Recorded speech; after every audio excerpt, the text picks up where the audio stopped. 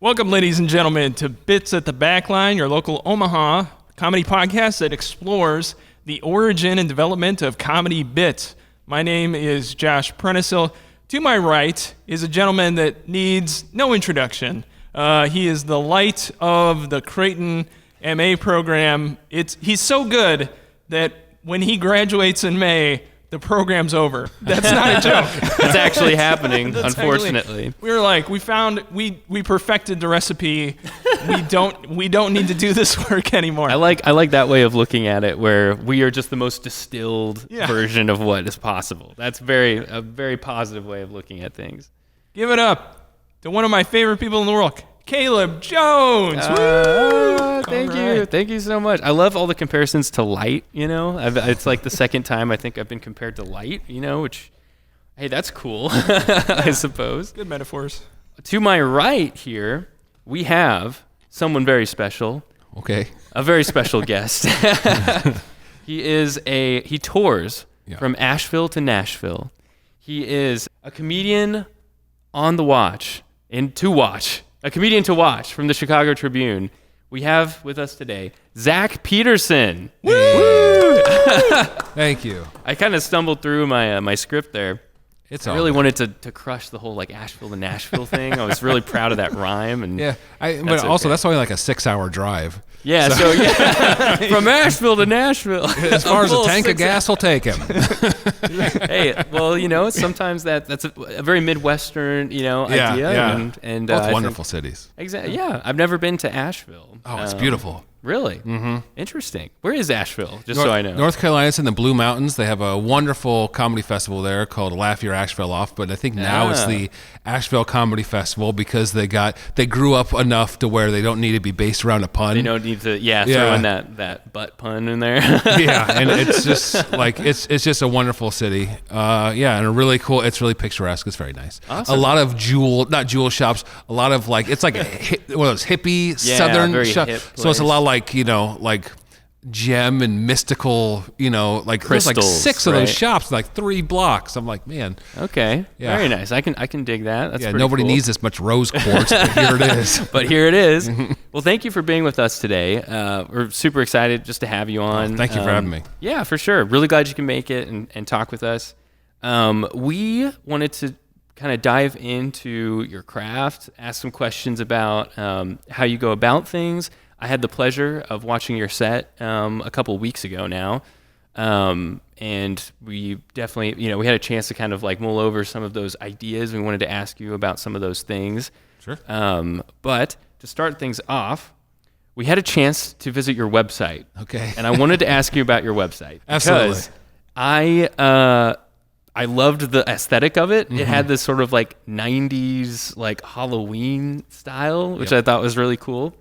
And it's called the Museum of Ugly Fathers, right? Yes. Yeah. So we wanted to begin by asking you, because of the aesthetic of the website, do you have like a favorite artist? Do you have like if there is a Museum of Ugly Fathers, what artists are hanging on those walls? Oh, man. Well, the way the website came to be is that there is a wonderful producer and friend in Chicago named Meredith Ketchell, who's a web designer, and I was like, I need a new website. I need a professional website. Right. I can't do it myself. Mm-hmm. Could you make it look like a 1990s Angel Fire site? Yeah. Of like a terrible, like metal band. Yes. Like someone who loves Slipknot, and it's just sort of silly and goofy.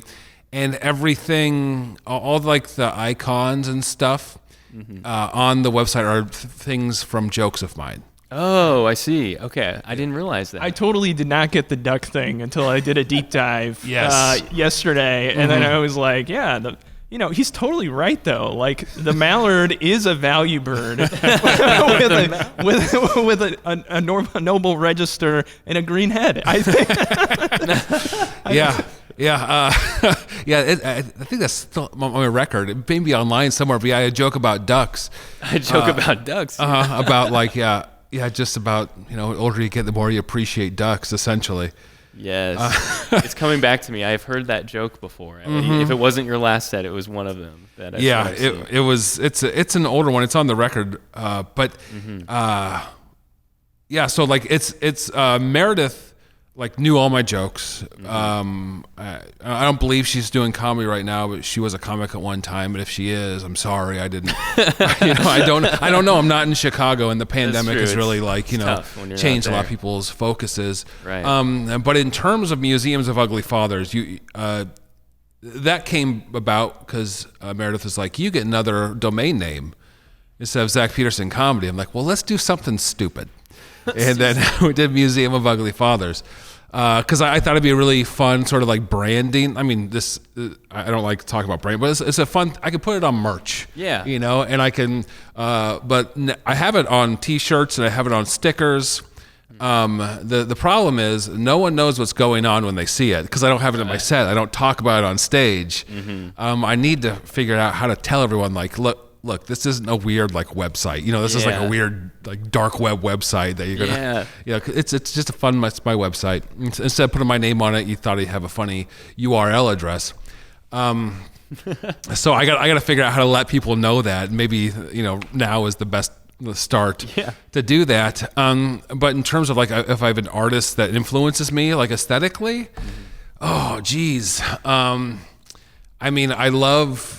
Like a lot of my stuff, I mean, it comes from like punk rock, that kind of like aesthetic of, like a bunch of flyer stickers, and like sort of like the thrown together look. I like that. The DIY aesthetic is something that I really enjoy.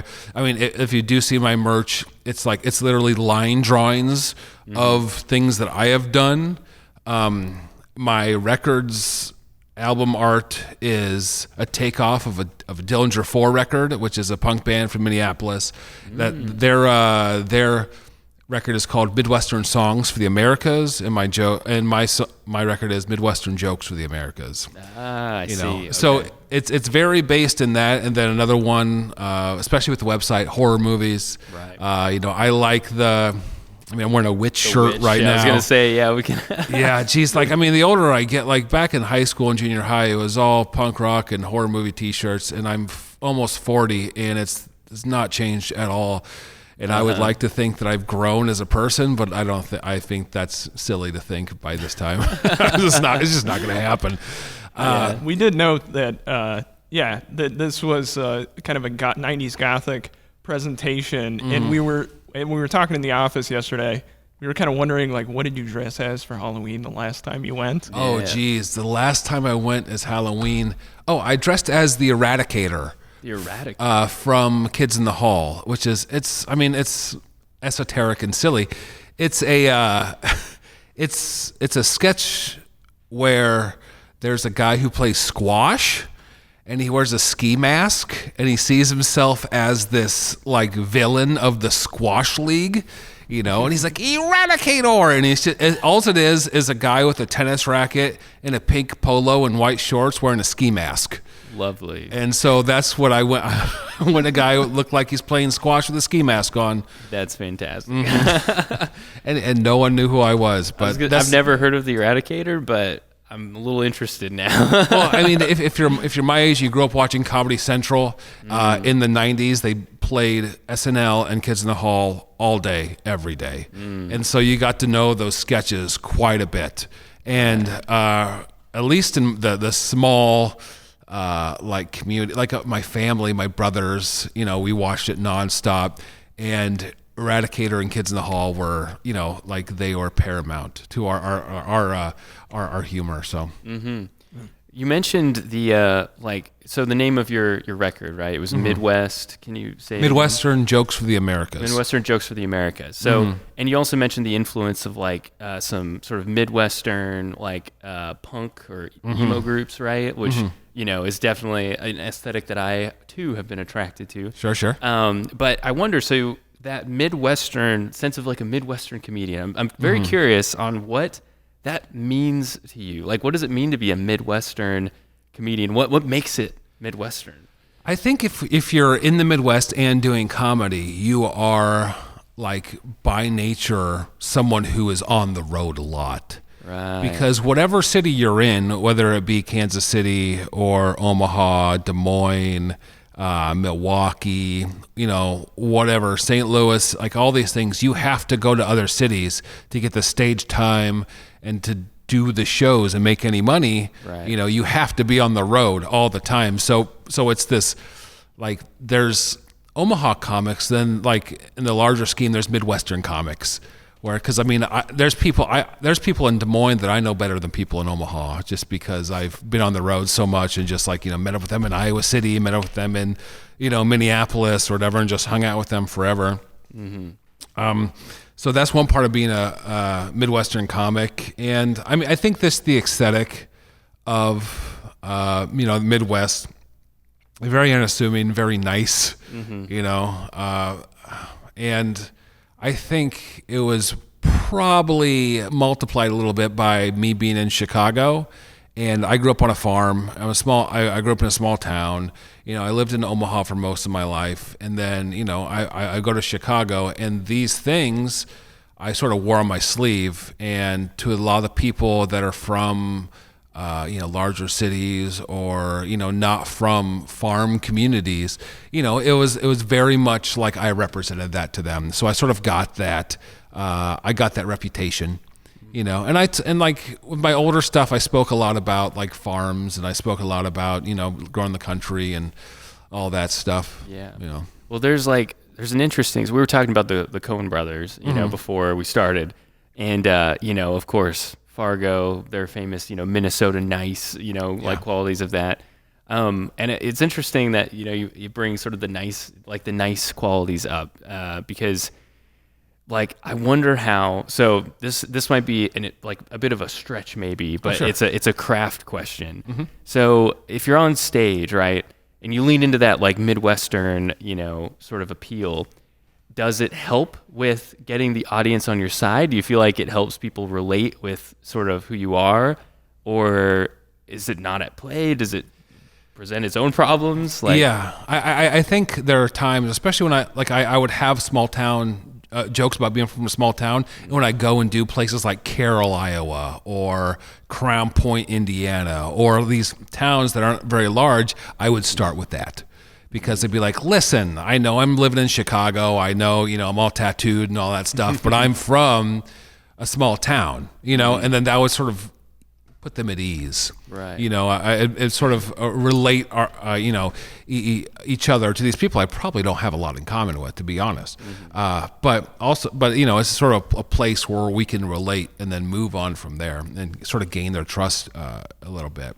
Mm-hmm. As terms of like other places, like a larger city, if I'm in LA or Chicago or something, I'm doing stuff that becomes a characteristic that I can play on, as in making me different.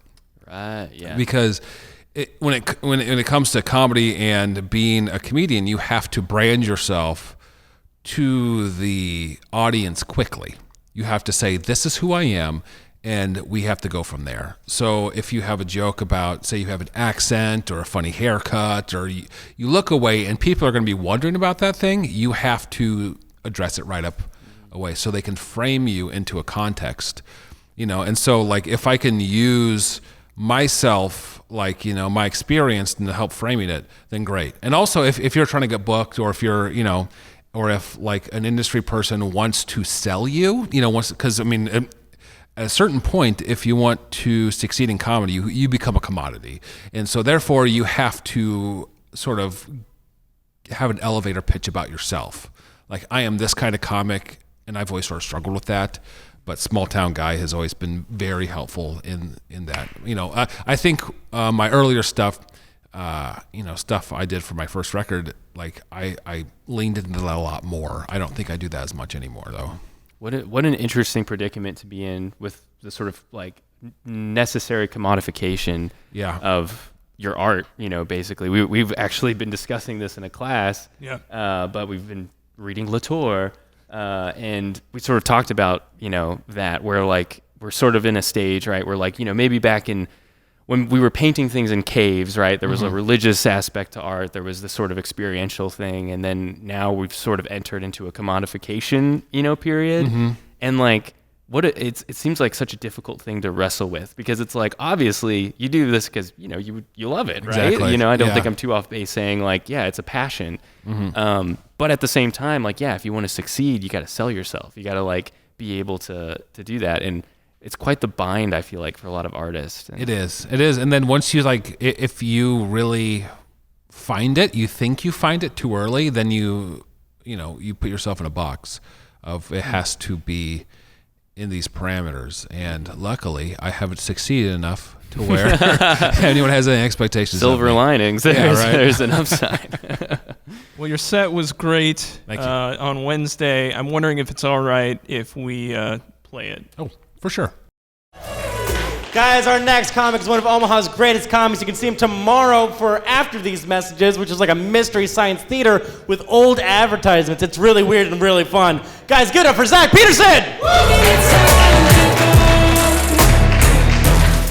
Hello. Hi. Okay. Yeah. I am also divorced. It's good. Yeah. Welcome to the club. It stinks. It smells like onions. It's weird. Okay. No. Divorce is good. Don't be afraid if you are. It's wonderful. It's wonderful. I was divorced. My parents are divorced. It was, yeah. Divorce can be a good thing, right? Yeah, right? It could be a real good thing. Yeah, my parents' divorce was good for me, at least. I got a couple of Christmases out of that. Also, I don't have to worry about them dying a few days apart because they love each other, Fun joke. All right. Let's talk about vampires. How about that? Yeah, you guys like vampires? Yeah, they're great. They're dark, they're brooding, they wear capes. Yeah, they're like magicians that fuck. Yeah. They're cool. We like them. Yeah, I like them. I like them a lot, but I like them the right amount. You ever meet someone that's too into vampires? Yeah, you have. You just don't know it. He's wearing a top hat. You know that guy. You've seen that guy. That guy's wearing a top hat. Why the fuck is he wearing a top hat? Yeah, this is a car wash. He talks about the Crow too much. Has anyone ever known anyone that's so into vampires that they have their own vampire name? Yeah. What's their name? Oh, it was like, I think it was Vlad the something. Yeah, something stupid. Yeah. Vlad the dummy. Yeah. Yeah, it's always something like, you hung out in the old market in the 90s too, huh? Okay. It's always something fucked up like, my name is D'Artagnan, the Dark Pope. It's like, what? Why? It's like, well, I'm just like the Pope in two ways. One, I wear a bunch of rings, and two, I think condoms suck. Okay, good. A lot of us got that. That's good. Yeah, that's a joke about the Catholic Church's stance on contraception. Yeah, I don't think the Pope's out there raw dogging. I don't.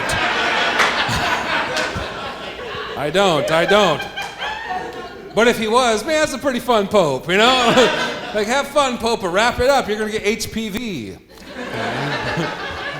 Human papillomavirus. Okay. Yeah. Long walk for that, but it's worth it. Oh, man. Supposed to be afraid of vampires, which I don't understand. What's the worst thing a vampire can do to you? Turn you into a vampire. Sounds good. Yeah. Hell yeah. Oh, no, I'm a vampire. I guess I'll never die? Cool. Guess I'll just drink a bunch of wine on antique furniture. Shit, you turned me into my grandma. All right. That's okay. But the best part of being a vampire is, say with me, you can turn into a bat. Yeah, think of all the weird social situations you can get out of. Someone's like, Zach, you want to come to my baby shower? I'm like, I'm a bat now. It's like, I don't want a bat at my baby shower. It's like, yeah, and I'm going to smoke in your house. Oh, man. Can't wait till the movie theaters open back up. I can go to the movies alone.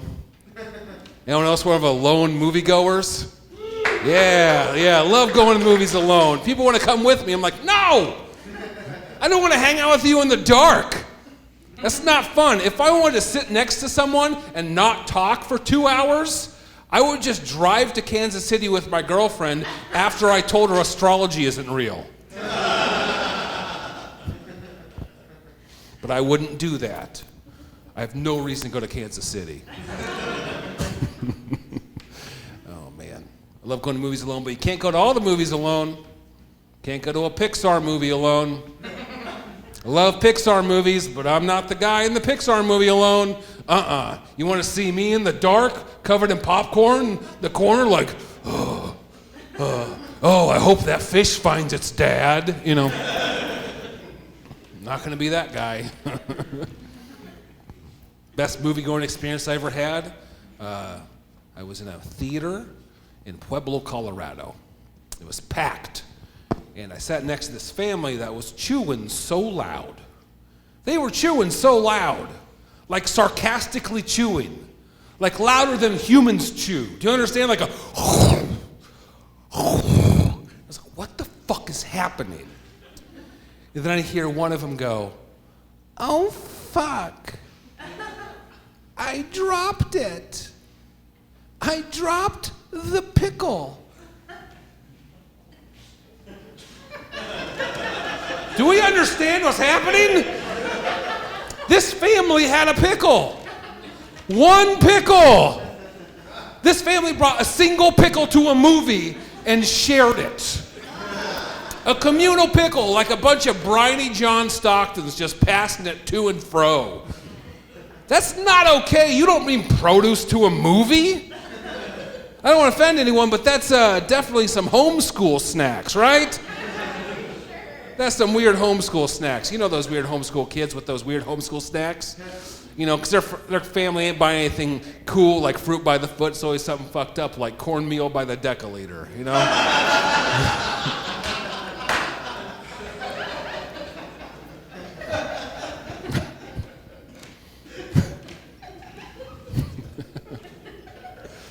We got that show tomorrow. You should come to it. Yeah, tacit approval. Hell yeah. It's about commercials. I think commercials are so interesting because, like, nobody fucking likes them, but they're all part of our life. You know? Like, the thing is, like, nobody. The only person I've ever heard say they like commercials is the worst person human on planet Earth, and that's a guy that goes to Super Bowl parties and he thinks he's too good for football. You know, he's like, I don't even like football. I'm just here for the commercials. It's like, fuck you, dude.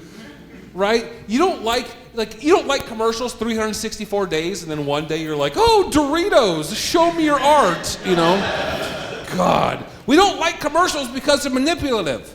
They make us want things that we don't need. The whole point of them is to create a need that wasn't there beforehand. Right? That's why you've never seen a commercial for something that you know that you need. That's why you've never seen a commercial for a broom.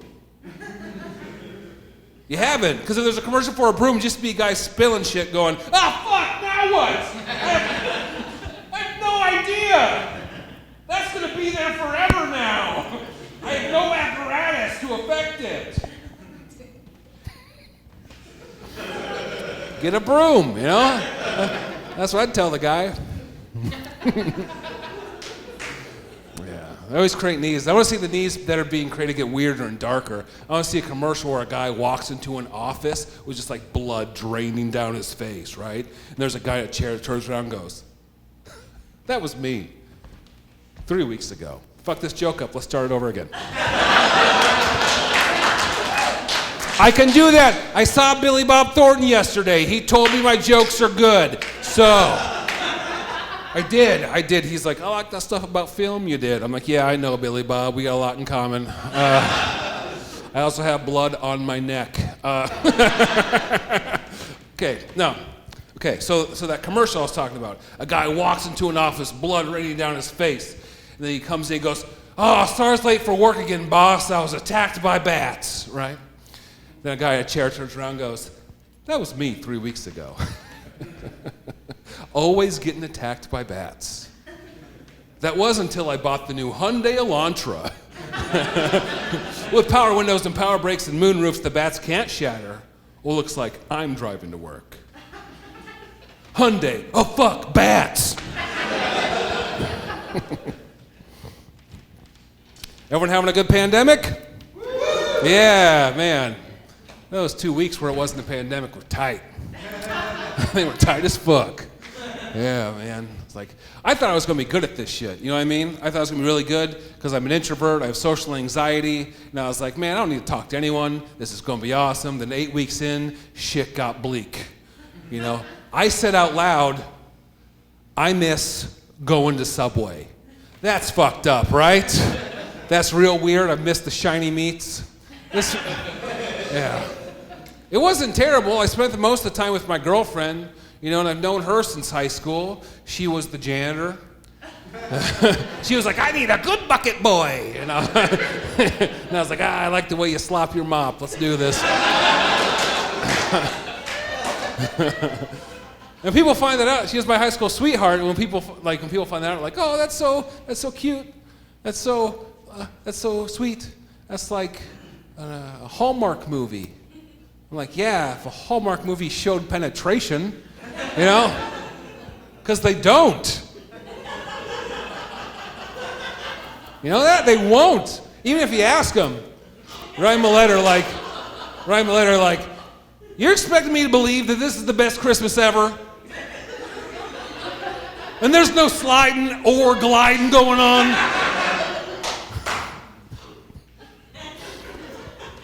P.S. I love you. All right, goodbye. Bye-bye. Zach Peterson's the name.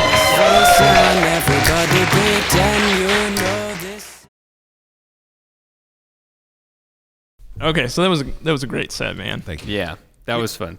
We were Caleb and I were talking about there's this kind of famous cognitive science study about the differences between intermediate performers and I think they use guitarists as an example and expert performers. And what they found was like it's not actually technical skill, although that matters.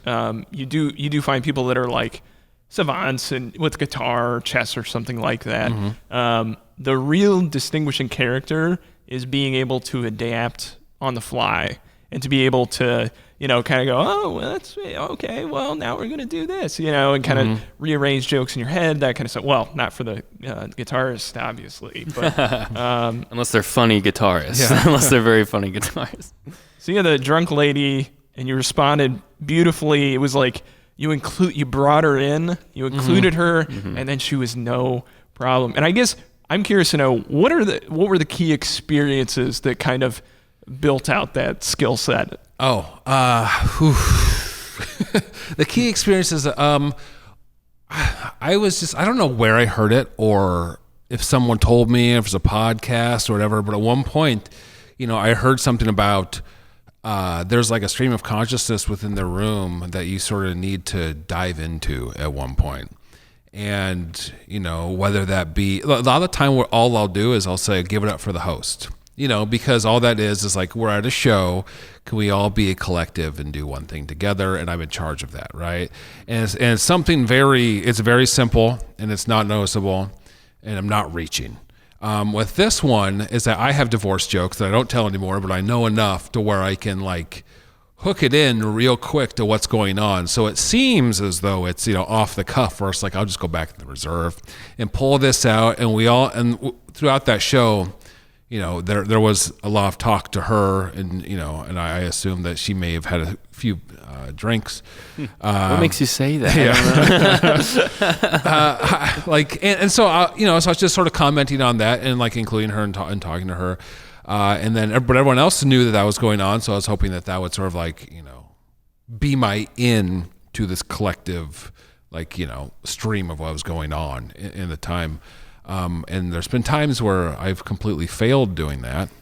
You know, if you force it, I think if you force it, like you can, if your perception is, you know, this thing is going on in the room, and then you point it out and everyone's like, what the fuck are they talking about? Then, you know, you totally lose them right away. Then you just sort of shift the focus elsewhere. Like one time, there was a bachelorette party. Bachelorette parties are known for ruining shows. I mean, that's the reputation they get, you know, because they're drunk, they're loud, you know, and and they want the attention on them. And so I was like, bachelorette party, I was headlining this club, and I was like, they are not going to ruin it. And then I was like, I called them out right away, and they was like, we're fine. Like, we're being cool, and they were being cool. So it was my own bullshit that made that, like, I sort of made that them a focal point when they didn't want to be a focal point, and they were being great the whole time. And so then that changes the dynamic of me being a heavy and me being an authority figure in a way that doesn't need to be an authority figure, and so therefore people are less endeared to me. So that's one time where it's like, well, just don't force it, because you're putting your own ideas out there, and it's not what's actually going on. So. Yeah. Well, we saw, other. So I think there was like 3 comics before you, and one after, and everyone kind of had to deal, with this drunk woman who was, probably just having a great time. I don't know if she meant anything, negative about it, but it was interesting to watch how different comics interacted, right? And I thought, and as we talked about it, like the way you handled it, I think was good for the moment, because there was you brought her in and sort of included, and there was a kindness about it.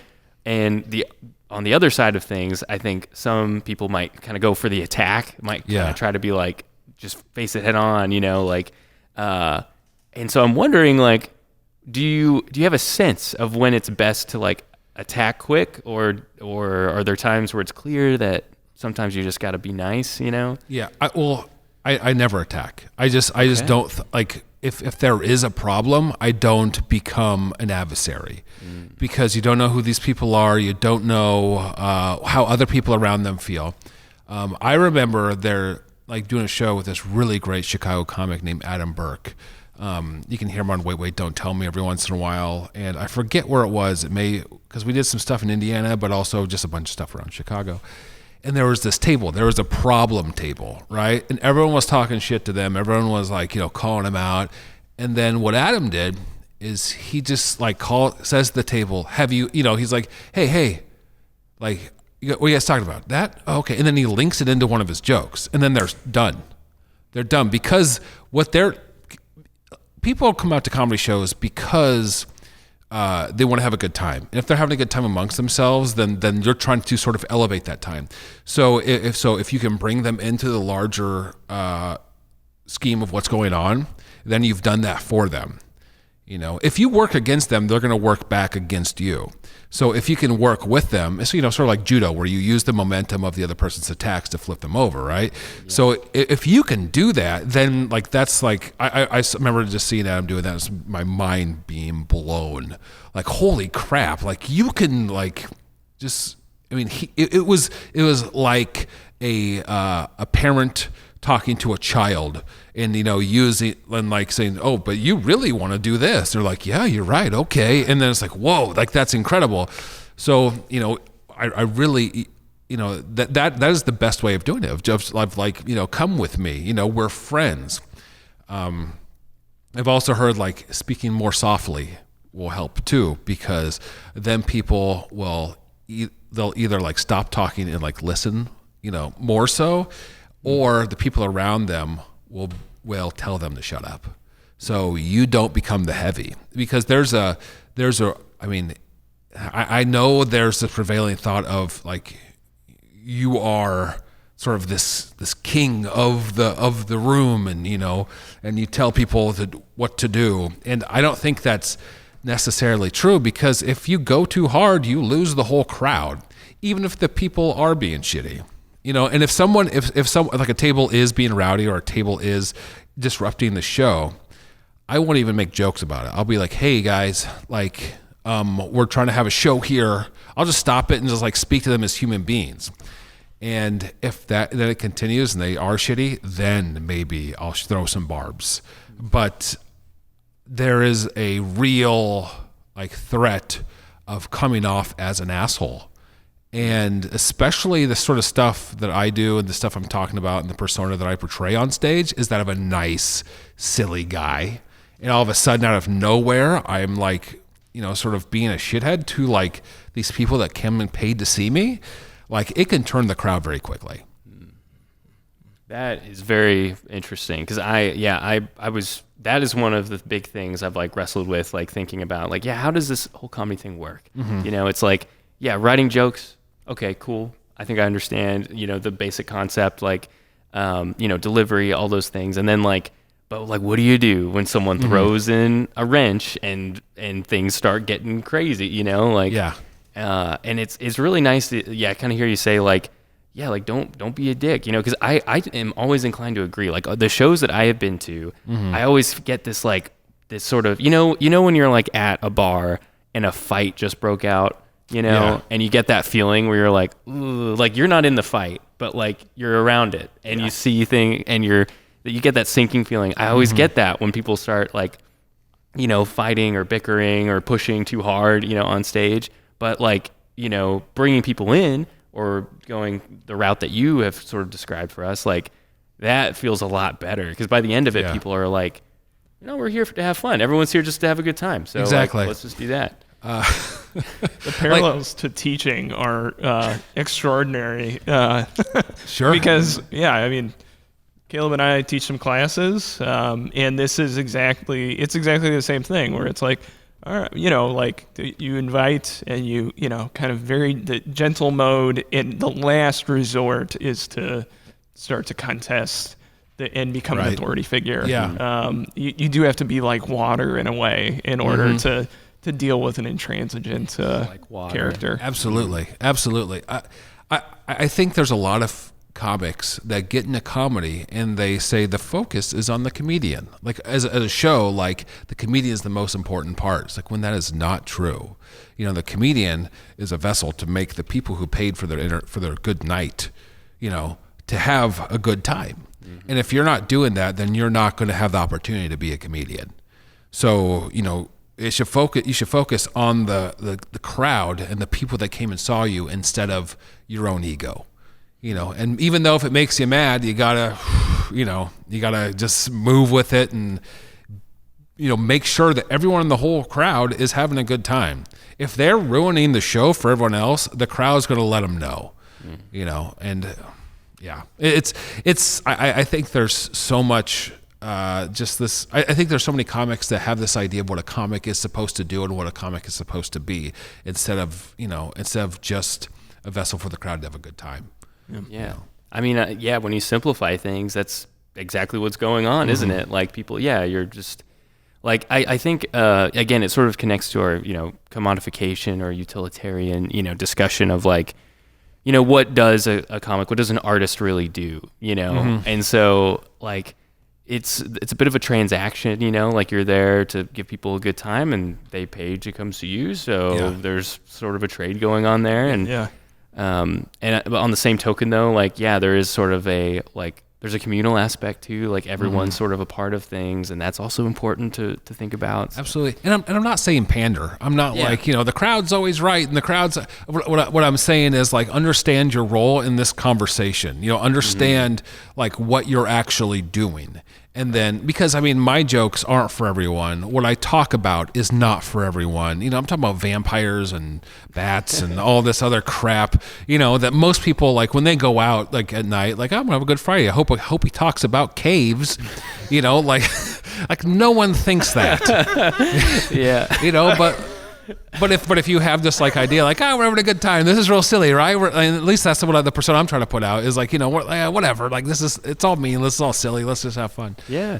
My wife was alarmed at how hard I was laughing yesterday at your 2017 Asheville performance, where you personified the weirdo in the train yard. Oh yeah. Oh my God, it's wonderful, and I'm wondering if we could ask you to portray this character now a little bit. Oh, is that the guy at the front of the cave? Yeah. Or he's just like, wow, you can go into the cave, but I've never seen anyone come out. That's really good. He comes back like I have that horror movie joke about the guy.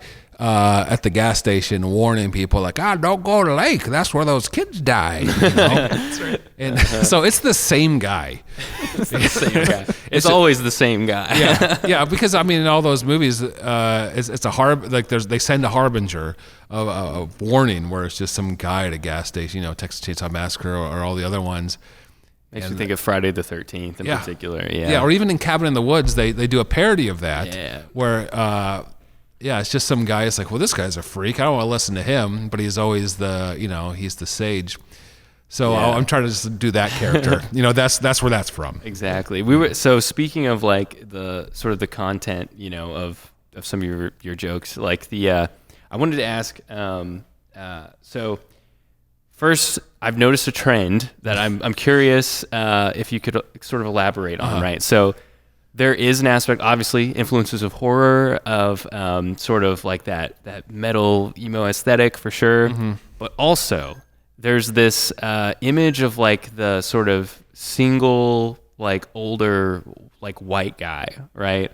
And I don't know if you're aware of this. Maybe you haven't thought, I don't know. And so I'm going to throw it out. And I'm going to see what you have to think about it. But there is an aspect. So have you watched a movie? This might be a bit niche. It's called The Wolf of Snow Hollow. Yeah. So basically, there's this sort of like disengaged police officer. He's a middle-aged, white guy. He's dealing with a world that's quickly changing around him that he's not really ready for, right? So like his daughter hates him. He's struggling with alcoholism. Like there's this sort of like, you feel bad for him, but at the same time, there's this sort of relatability for, I think, of like, a white guy directed it and he just sort of like is injecting a lot of this sort of these feelings, right? Sure. So I'm wondering, of the character of like the divorced guy who's going to movies by himself or the, how much are you thinking about these things when you're writing your comedy? Like, are you thinking sort of critically about like that feeling? Or is it just coming out? Is it just sort of happening? The divorced guy going to movies alone, that's just me. That's just what I am. I didn't want to just throw it out that, like, hey, like, I mean, I've gone to movies by myself too. And well, I think I speak of alienation a lot, right? And identity and sort of that lack of fitting in. And I think that goes hand in hand with sort of the metal horror aesthetic of being someone apart from the cult, from the main culture. And that is essentially how I feel and who I am. Because I tour around the country and 99% of the time I'm alone in a hotel room. I'm alone in a mall. I'm alone in a movie. I'm alone all the time. So the majority of my stuff comes from a place of isolation, comes from a place of alienation, and then a place of not feeling like you fit in. And I think everyone has those feelings, and I think that it's very pervasive within my life of everything I've done and everything I plan on doing. Like I always feel apart. I mean, growing up in a small town, right? And growing up on a farm 3 miles away from anyone, right? I mean, that's itself is isolation, alienation. Being the punk rock kid growing up, being a guy really into horror movies, being a guy, it's like, and being someone who values like learning, reading, and all these things. That, I mean, you guys would know. You're much into academia and sort of being in that you feel apart from the world much of the time. And I think that it's a universal thing. Whatever you do, whoever you are, you feel apart from everyone else. And I think and the best thing about stand-up comedy, at least for me, with all these feelings that I have of not being relatable or being different, or they are universal ideas and feelings because I say them out loud to people, and no matter who you are, race, gender, class, et cetera, like they're relatable. So therefore, those feelings of isolation are the things that I connect with people the most. Mm-hmm. So it's not something I actively do, but it is, and to borrow an overused term, my truth, is that I don't feel I belong many places. for whatever reason. I'm also mentally ill. I also have severe depression, severe anxiety, and panic disorders, and all that stuff. So it could definitely be part of that. But I think that the feelings of not being a part of something or not feeling like you want to be part of this world is a universal thing that people feel a lot of the time. Yeah, there was one joke that hit me. Man, it hit me so hard from, I think you told it at Comedy on State in Madison. Sure. But you said, your 20s are about searching, and in your 30s, you realize, oh, I found it. Yeah. Something. Yeah. Your 30s, you find out who you are, and you're like, shit, I guess this is it. Yeah, but that, I guess I'm curious about the relationship between that sense of suffering. It is a kind of suffering, and writing and performance. I mean, at what point, and processing it all too. I mean, at what point does writing for a comedic set, performing it, maybe processing in other ways, have kind of a multi-directional relationship? Well, I mean, as a point of reference, I mean, it's important to remember that, your role in the situation of that you're here to make people laugh, so it has to be funny, right? Because, when I do write and I do bring things to the stage that are not ready, and they're about, mental health, my own mental health, politics, stuff like that, much of the time, they're just sad, and I go up there or like based out of anger, of whatever. Like if I try to do something about politics, I try to do something about mental health, or just something that like is important to me, and no one enjoys it, because if you go up there and talk about global warming and like how you're afraid of it, you're gonna have a lot of people thinking about global warming and how they're afraid of it, and and your role is to be entertainment. So, and this, I think this goes for like every comic. If you're able to talk about something important with those emotional attachments, and you can make it fun still, I think that's a great feat. And it's so hard to do. And I don't know if I'm capable of it in a lot of ways. I have done it in the past. I did a whole bit about gun control that was really that was successful, but also I stopped doing it because I didn't feel like there's so many mass shootings. I didn't feel like laughing about it, and I was just like, I don't have a good conscience when bringing this up because, every time, there's mass shootings all the time. And I was like, like, I don't want to make light of it. I don't feel comfortable, or, it doesn't make it. I feel like it changes the whole tenor of my set, and things get serious for a second, and I don't, it's just not worth it. So I would love to be able, some people can do it, and some people can tackle those hard issues and the things within themselves that are hard. Maria Bamford is phenomenal, and speaking about her mental illness and how it affects her, and there are other comics, but when they do, it seems transcendent. It seems like this thing that like only the quote unquote masters of the art form can do. And Maria Bamford, I believe, is one of those people. But maybe I'm just not there yet. And like if I can make it funny, I will. And I have to a degree for some stuff, but like it's just sometimes it just comes out wrong.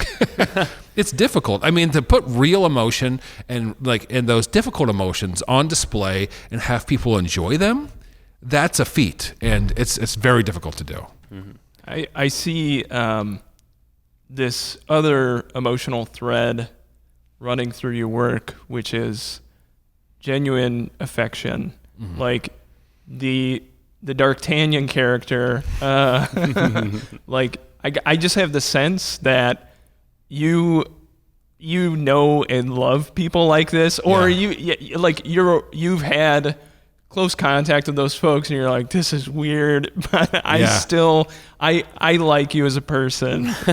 Well, it's that same threat of isolation of just being that. If you're like, I love sincerity and I love sincere weirdos. If you're a person that is just off the wall bizarre and it's not performative and you're really like just a weirdo, I love you so much. Because I feel those, and sometimes I feel like I'm not being my authentic self because of fear of what people may think. Because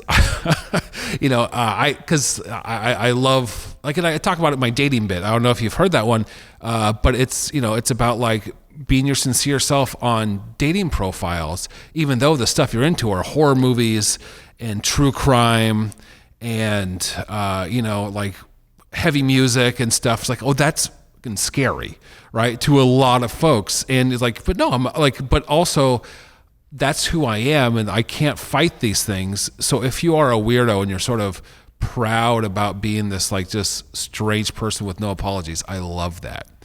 Like the people, like I was thinking today about how much I love the people like get married in like weird costumes for TV shows they like. Like someone gets, married in a, Star Trek uniforms, in the seventh inning of a minor league baseball team. Like, weirdo, but that's so rad. I mean, that's so unique about who you are. Like, that's exactly who you are. Get married in Kiss makeups, like in a Target. Like, hell yeah, dude. In a Target. That's so strange, but like, I just love it. I want to give people, at least in my eyes, the license to be their authentic self in whatever way that may, present itself. And that's, I think that's a good thing. Yeah. That's such a nice distinction too, where like, yeah, when you're talking about, the man in the top hat or the vampire, lover, like it's especially after like Josh sort of pointed out, like, yeah, it really seems like he like has a lot of like love for, those people. Like when he's talking about them, like, you're right. 'Cause when you're talking about them, I'm not thinking like, man, it's so fun to punch down on these people who are just like different, it's like, no, it's like in order to like make those jokes, you have to kind of know like, who these people are and kind of have an understanding and sort of be interested in who they are as people. And it doesn't come off, at least in my opinion, when I listen, to it, it doesn't come off as like, hurtful or harmful or something. It feels fun, like you were saying, it's supposed to be funny and you're supposed to, make people laugh, and it doesn't feel like you're making a statement about how like, man, people who think they're vampires, like what a problem. Am I right? Yeah. It's like, no, that's fun. That's cool. That's one of those little anomalies of life that humans just kind of do. And it's so hard to explain, but it's like, it's one day you decide your whole life's going to be vampires. Yeah. That's so weird, but so interesting. You're not going to like condoms. You're going to wear a lot of rings. Well, that was just a joke I wrote about the Pope and I wedged in there about vampires. I love the dark Pope. That's so good. I ran this Twitter account first. It's one of those like ideas where it's like, I'm going to make a Twitter account and it's going to be fun, and it was about Dracula, like living in, like, it was called Dracula for Real. Like I was trying, hopefully maybe one day he'd get verified for being Dracula. And it was just Dracula like being very upset about likeness rights. It's just like, man, they're making all this money off my likeness and I'm just sitting here and I'm working at Costco. This sucks, and that was the whole Twitter account.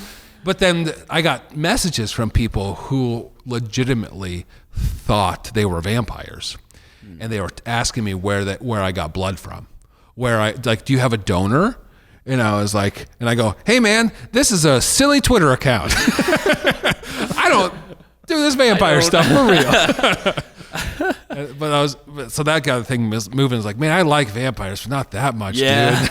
I've heard of that. That is an interesting concept. That's wild. I mean, it's that one thing where everyone has that sort of thing that charges them up, and like, I mean, geez, I think drinking blood's beyond the pale, but at the same time, like, everyone has to find where they belong in one way or another, and really, there's no one to say what's right or wrong, as long as it's not harming other people. Exactly. Yeah. And you know what? I've thought about this too, where it's like, we're here for like maybe 70 years if we're lucky, maybe 80 if we're really lucky.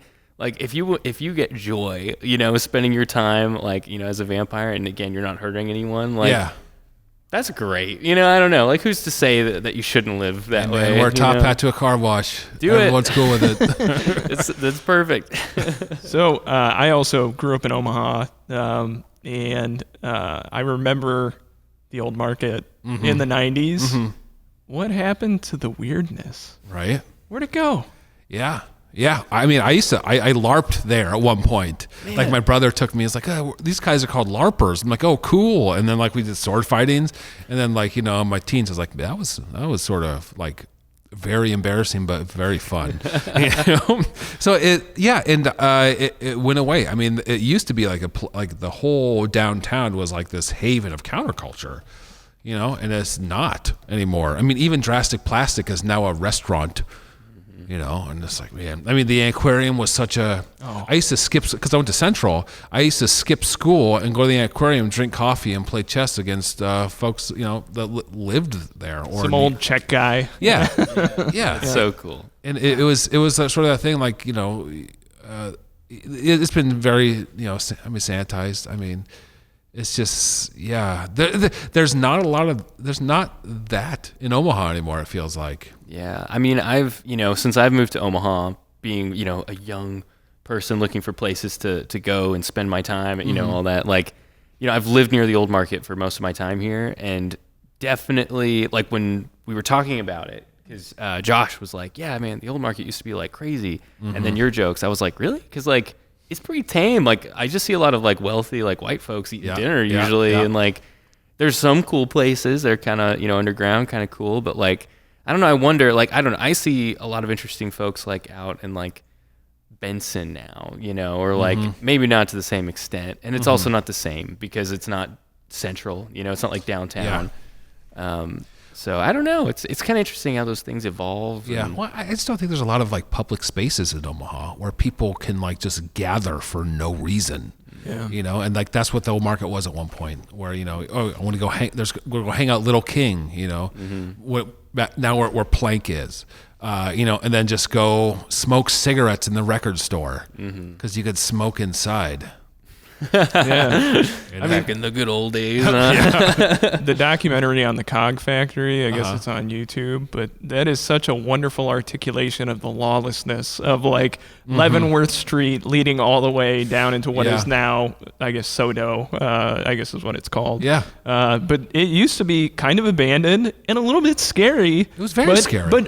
But open. And it was a great place for kind of disaffected young people to go, like, kind of have a community and express themselves and be part of something more than just their own, like, angst. Well, and how much of that is probably the internet that sort of, like, created a space for folks that felt disaffected, where they have a place that they can go and relate to folks instead of being like, you know, here are the freaks. Let's go. I want to go hang out with the freaks because I'm a freak too.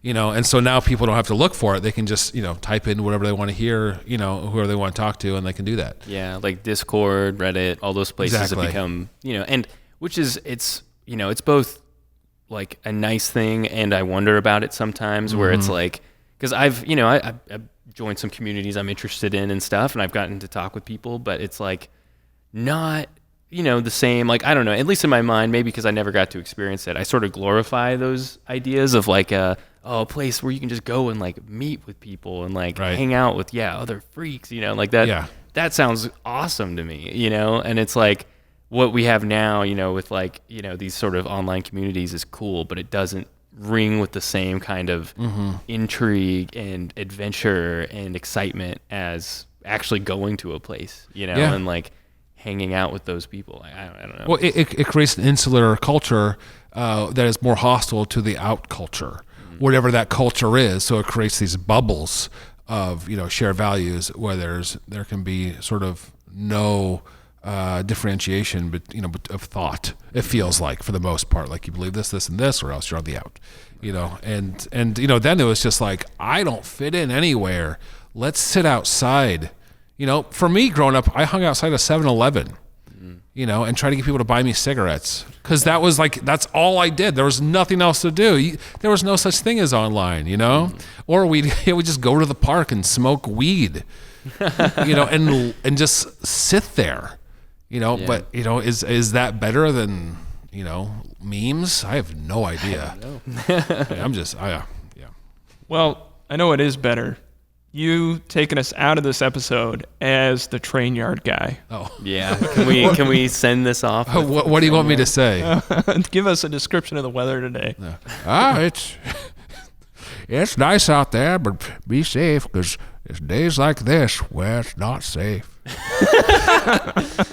I've seen some people just disappear into the sky on days like today. Well, man, this is great. And thank you so much for coming in. I know you got a busy tour schedule, and you've done us a kindness. Caleb, do you have any final thoughts? Is there anything you want to share with people in terms of like shows coming up? Absolutely. Places to see your work? Yeah, I'm not performing in town right now, and that's a long story that I don't want to put on the podcast because it's too much of a bummer.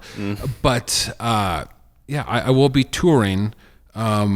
Mostly Midwest, Chicago, Milwaukee, Sioux Falls, and I got some Denver and Louisville dates. I got the South and all that stuff. Go to museumofuglyfathers.com. Perfect, your website. ZachPetersonComedy.com. Follow me on Twitter at Mr. Zach Peterson. I just started a new podcast about professional football. Nice. Which is the last thing that people would expect a lot of the time because I'm like, hey, I'm just a football podcast. And like, how are you into football? But I love professional football.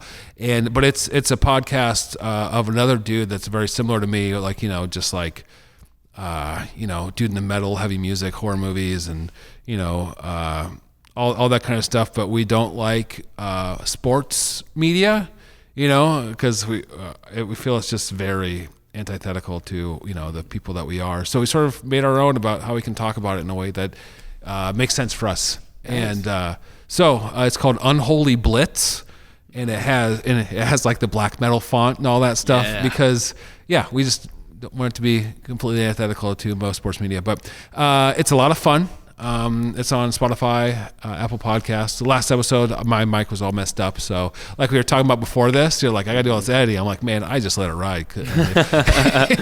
It's a lot of work. It really throws in some curveballs sometimes too. So you get episodes like the one I just released where I feel really bad about the way my mic sounds, but what are you going to do? Not have a mic? Not have an episode? Yeah, have only one guy talking to himself after. Right. It's the second episode. Yeah, so it's It'll get better. That's the way you learn from these things. For sure. For sure. Well, thank you so much, Zach. This was a lot of fun. I appreciate you having me. Yeah, absolutely. All right. Episode 3 out. Woo! We did it. We did it. Cool. We did it. Press save. Thank you so much. That was so much fun.